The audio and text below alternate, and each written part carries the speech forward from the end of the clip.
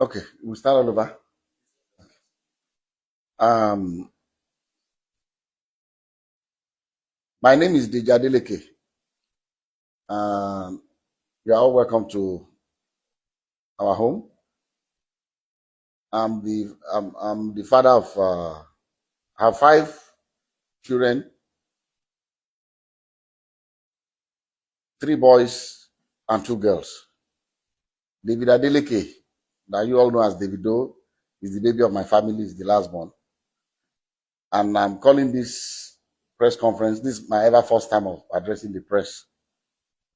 And, and for just one single reason, I'm not on the social media, but I'm sure those of you in the social media will have been inundated with all kinds of talks about almost every year. This thing, keeps coming up regarding uh, one little girl called Anulupo that lives in Ibadan.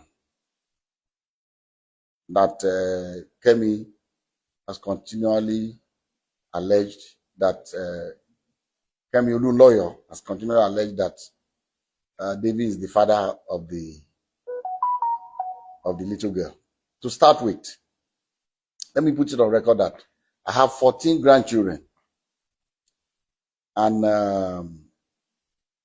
I'll tell you the story about Anulupo and what has happened since I received a letter in 2014 from a lawyer in Ibadan alleging that my son David got somebody pregnant and abandoned uh, the person with the child.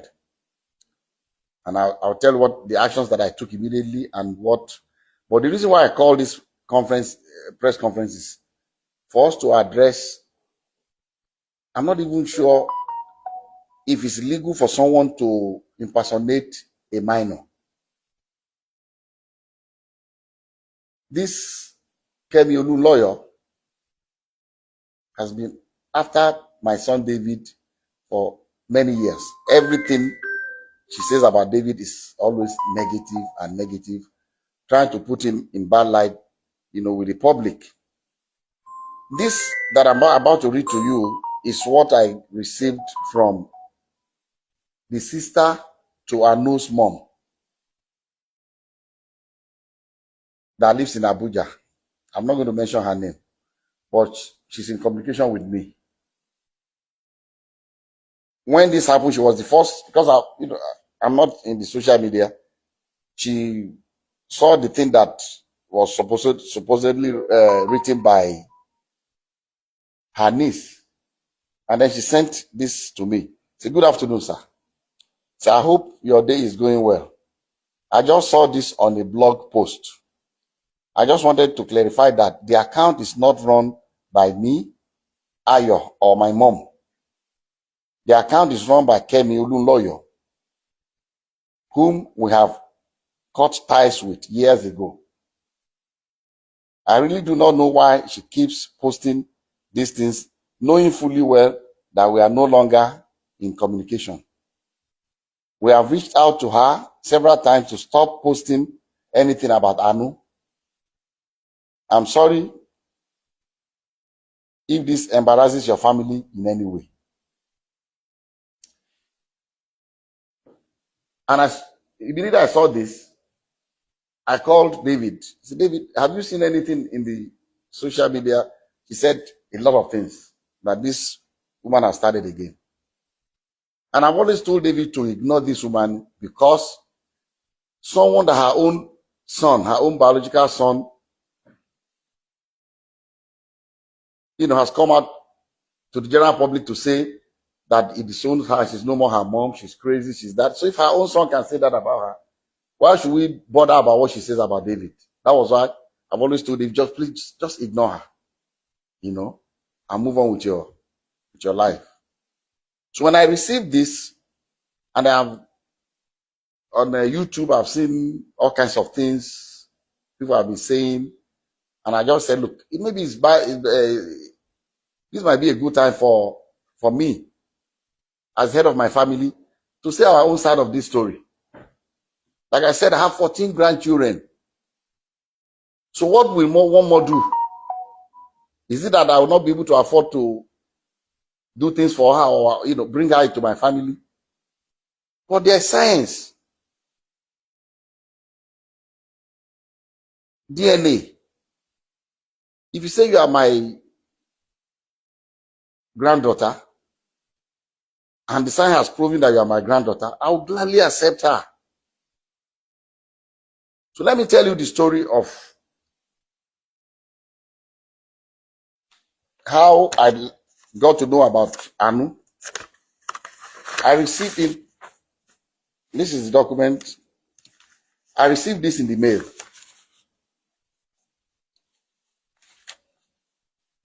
Through DHL to my office. This is the DHL sent to me by Bandele A. Aiku and Co. from Ibadan in 2014 by DHL.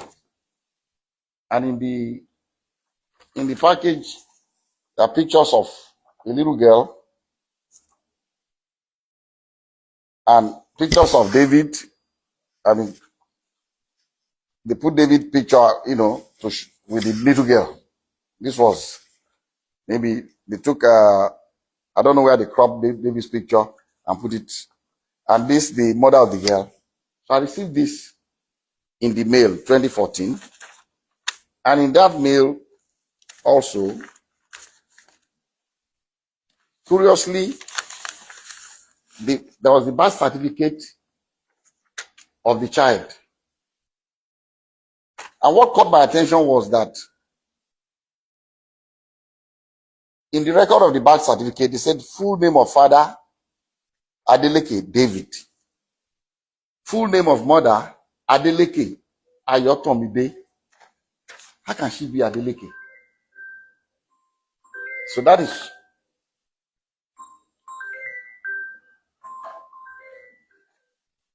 that caught my attention. And then also in that DHL package was this letter from the grandmother of Anu with her telephone number. I'm going to still show everybody up close so you can see everything. And he wrote, "Dear sir, I know you and your family are in good health and your work is thriving well because the Lord has been good to you, so I do not expect otherwise. Sir, I'm a widow with 2 daughters. I lost my husband 13 years ago and have single-handedly raised both of them with the help of God, but it has been very challenging. Early last year, my eldest daughter, Ayotomide, informed me that your son, David Adeleke, was responsible for her pregnancy. Their meeting occurred when your son came to Ibadan for a show. I sat with her as a mother to ask her about the father of the child, and she has confided in me so many times that your son is indeed the father of her child. She put to bed on November 19, 2013, and gave birth to a baby girl. So I'm not trying in any way to extort you, but to ask that your son steps up for paternity tests to confirm and take full responsibility of his daughter. I'm also not asking your son to marry her at all. Contained in this envelope are pictures of the baby and my daughter. Sir, I know you are a God-fearing man, and I plead with you for the sake of the pain that a widow goes through to raise our children, that you give me a quick and favorable response. Thank you and God bless you."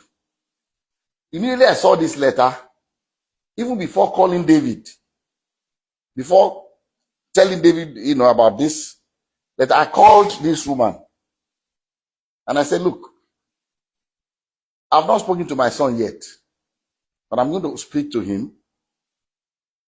But I'll suggest to you to give me your address in Ibadan. I'll send my driver to come and know where you live. But I can assure you that if this girl is my granddaughter, You have no problems with me. I'll welcome her into my family happily. She was happy. She gave me her address. I gave the address to my driver. My driver went to Ibadan the next day to know exactly where they live. And I told her that, look, the hospital that I use in Lekki here is an Indian hospital, Vedic hospital. That's where I do my checkups and everything. And that I can ask the hospital to arrange for a DNA test. So when I went to the hospital, I went there myself. The hospital told me that they don't actually do the DNA test in-house, but there's a clinic that they partner with that they will invite to take samples of both the child and the father. But these samples will be sent to South Africa for analysis.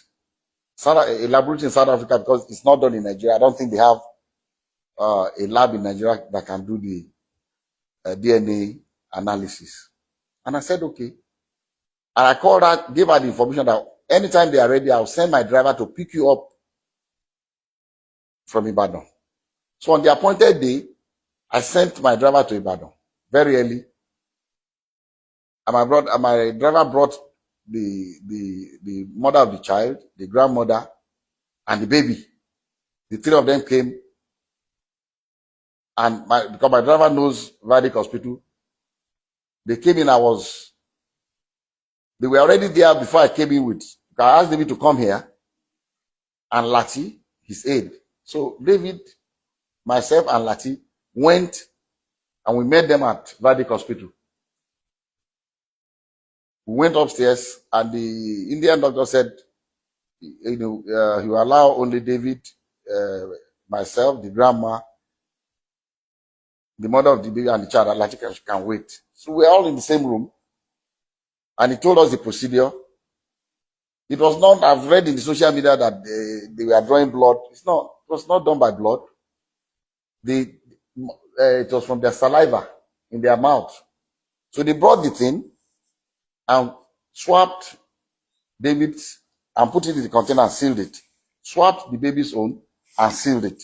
And they told us that these samples will be sent to South Africa for analysis. And then when it's ready, myself and the mom and the grandmother grandmother of the baby, signed that both of us will be the ones to receive the result.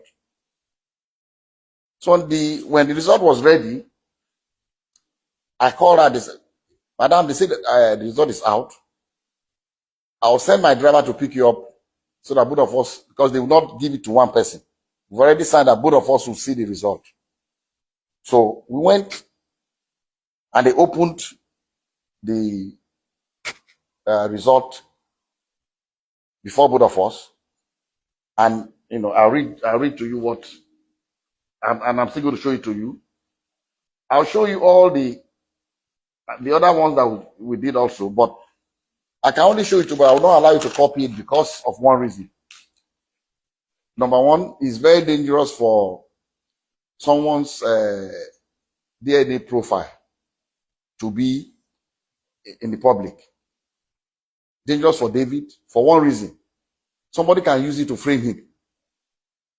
If somebody commits a crime tomorrow and they say, they've taken sample of saliva or blood or whatever, or a sperm or what, in case of rape, and the police comes out to say this is the DNA profile of the person will go to jail.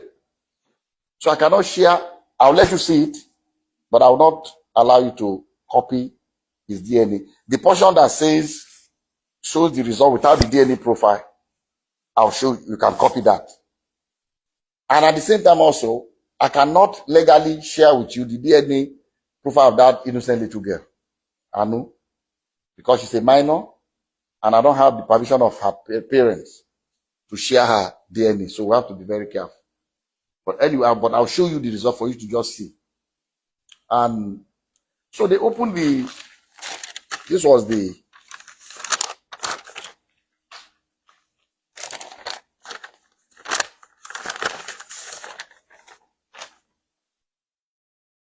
This was the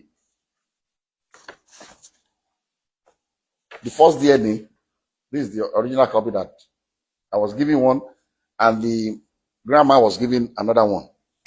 And at the end of the whole story, they wrote here that probability of paternity 0.00%.